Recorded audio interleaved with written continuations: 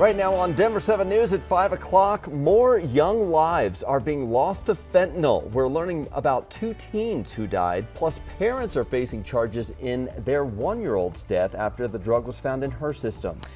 Marshall Fire victims will have to wait to find out the exact cause of the fire, but Xcel Energy is now facing a legal battle over allegations its equipment helped spark the massive wildfire. And tens of thousands of Ukrainian refugees are arriving at the border to Poland to flee the war. A Castle Rock couple is there to greet them. Tiredness we feel at the end of the day is still probably nothing compared to what some of these folks are going through. How they're making sure people are well fed after their long journey with kids in hand and everything that they own on their backs. And it's great to see Coloradans making a huge difference around the world. Thanks for joining us. It is Friday morning. I'm Brian Sanders. And I'm Nicole Brady. Yes, it's Friday and we have a nice weather day ahead, Lisa. It is. It's going to be pretty nice. You might find a sprinkle or two early this morning here across the plains. We're tracking more cloud cover early on and a weak cold front that rolled through late last night and now early this morning. The mountains picking up also a little bit of light snow. So it is going to be potentially a little wet in spots, especially if you're heading up into the high country this morning. Skies will clear though, and this afternoon we're going to see a lot more sunshine than the cloud cover we're getting right now. Mid to upper 30s. It feels like freezing, so it's a mild start to our morning. You've got a fresh air forecast that's in the mid to even upper 40s here by about 10 o'clock, and then mid to upper 50s for highs. So it is going to be a little cooler than yesterday. Still pretty close to normal though. We're right around 60 usually this time of year. Happy April, by the way.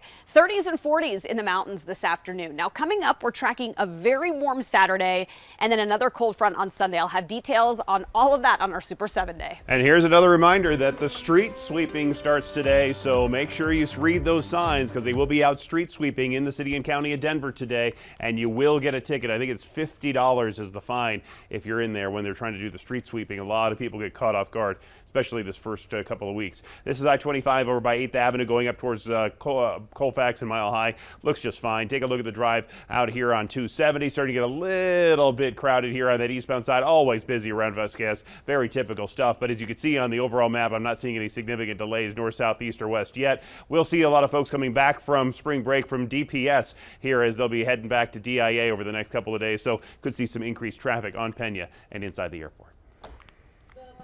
The Boulder County Sheriff's Office says it could take several months before we know for sure what caused the Marshall fire, even as we mark 3 months since the fire. Investigators are working with experts from around the country to analyze evidence. That includes following up on nearly 200 tips from the community and interviewing victims and witnesses. Once the investigation is finished, evidence will be shared with the district attorney's office to determine if any charges are warranted. While the cause is under investigation, Xcel Energy is facing a lawsuit claiming the utility company is at least partly to blame. The lawsuit filed by an unnamed couple and a Boulder-based company alleges Xcel power lines and equipment were a factor in the fire's origin and spread. We spoke to a lawyer who filed the lawsuit. He says he plans to prove Xcel was negligent. The main detail is we've uncovered witnesses who actually witnessed the origin of the fire, and those witnesses have not only pinpointed the fire, but they've pinpointed the location underneath power poles that were maintained by Xcel Energy, that are the property of Xcel Energy. Xcel says its equipment in the area was properly maintained and inspected, and says the company has seen no evidence that it ignited the fire. Well, some better news for people in Empire. The water is back on for 85% of the mountain town. Still isn't fully fixed. A boil water order is still in effect. The town has been without reliable water for more than a week now. Officials say they found a pipe leak on a private property. They've also upgraded the filtration system. Meanwhile, the town is handing out bottled water.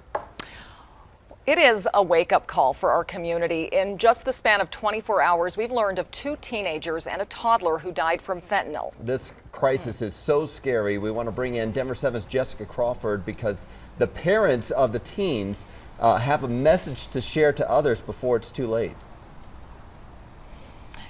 That is absolutely right, and that just comes from a point of bravery and all of this heartbreak that they're feeling right now. So Alameda High School has announced the death of Kimberly Jimenez Figueroa, and the parents of her, they did want everyone to know the cause of her death, and they do say that it was linked to a drug overdose of a drug that was laced with fentanyl. They're hoping that this leads to those important and possibly life-saving conversations between students and parents about drugs and about fentanyl and about the dangers there. They're hoping that something like that could possibly save a life. And Alameda High School is going to have counselors and other emotional support on staff today to be able to help students through this really difficult time. And that's not the only recent fentanyl death.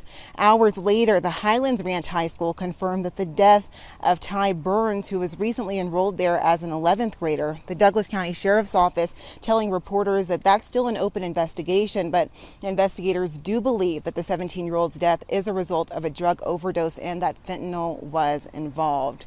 And we just learned that this terrible drug claimed the life of a Brighton toddler back in January, a 1-year-old actually. Now her parents are facing charges. Prosecutors say Alonzo Montoya and Nicole Cassius did drugs in the home before and after that baby's death. The little girl's blood contained 10 times the amount of fentanyl that can kill an adult. They are both facing drug charges and child abuse resulting in death charges. So what can be done here? Well, recently a bill was introduced to bring bigger and just more impactful charges on people who have been found to be dealing fentanyl.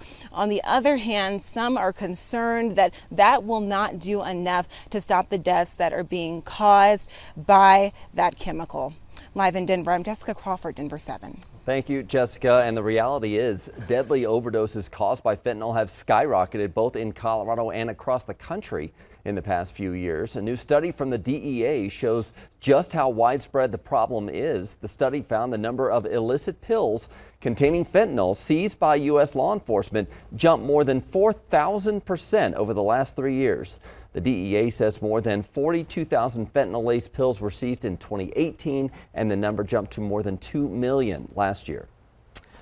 Now to the war in Ukraine. Russia claims a humanitarian corridor will open today in the besieged coastal city of Mariupol. An estimated 100,000 people are still trapped there. Many have been living with little food or water for weeks now. Ukrainian officials say Russian forces have not allowed aid supplies to reach the city. Meanwhile, Russian forces have handed back control of the Chernobyl nuclear plant to Ukraine. It's been occupying the site since February. There are reports Russian troops may have suffered radiation sickness after digging trenches in contaminated areas. NATO's chief warns Russian forces are not withdrawing, but rather repositioning. They're believed to be regrouping in Belarus. A couple from Castle Rock is on the Poland-Ukraine border helping Ukrainians fleeing the war. Ralph and Deborah Yatsiko are volunteering with World Central Kitchen, feeding refugees on both sides of the border. They tell us the work has been exhausting, but they know it's so important. You see the looks on people's faces when you give them some food or drink when they've had such a long journey and they're exhausted. You could see some relief, come over them. And that's very, fulfilling to see. The couple told us they plan to return to Colorado next week and say they'll never forget meeting the people that they've helped. We want to thank you for supporting this year's Feed Colorado food drive. Our Denver 7 call center raised $5,000 yesterday thanks to your generous support and a match from ARC thrift stores. Every dollar donated will help buy food for the City Harvest Food Bank, Meals on Wheels, and other programs operated by Volunteers of America.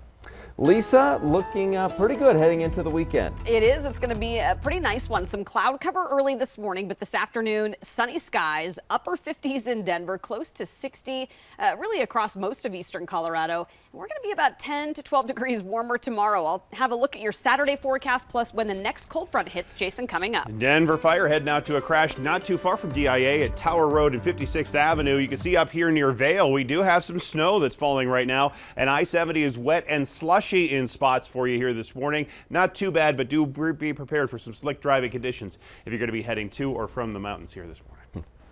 Colorado has a cap on how much insulin costs, and Congress is working to follow our lead. We're breaking down the legislation just passed in the House. Plus, another big live show to watch this weekend. We're counting down to the Grammys, the top artists who could make history at Sunday's ceremony.